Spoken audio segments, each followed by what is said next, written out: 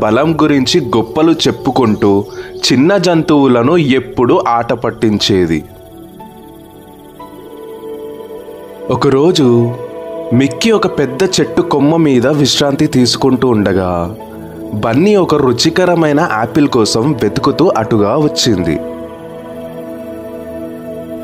Mickey బన్నీని చూసి ఎగతాళిగా, "ఏమిటి బన్నీ, ఇంత నెమ్మదిగా వెళ్తున్నావు? నేను ఒక్క క్షణంలో ఈ చెట్టు మీద ఉన్న యాపిల్స్ అన్ని తినేయగలను" అన్నాడు.